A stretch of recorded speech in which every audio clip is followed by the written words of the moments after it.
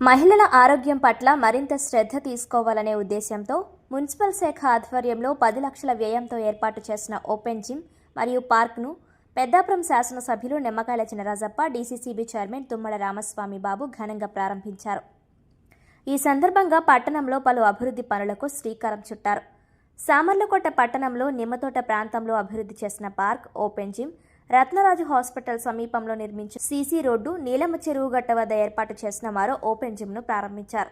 ఈ సందర్భంగా MLA Chinarajappa, DCCB chairman, Kakinada జిల్లా జనసేన పార్టీ అధ్యక్షులు తుమ్మల రామస్వామి బాబులు మాట్లాడుతూ, మహిళల ఆరోగ్యం సమాజ అభివృద్ధికి పునాది అని, వారి శారీరక, మానసిక ఆరోగ్యాన్ని దృష్టిలో పెట్టుకుని ప్రభుత్వం అనేక సంక్షేమ, అభివృద్ధి కార్యక్రమాలు అమలు చేస్తోందన్నారు. రాష్ట్ర ప్రభుత్వం పట్టణ అభివృద్ధి, మౌలిక సదుపాయాల మెరుగుదలపై ప్రత్యేక దృష్టి సారించి ప్రతి ప్రాంతాన్ని సమానంగా అభివృద్ధి చేస్తుందన్నారు.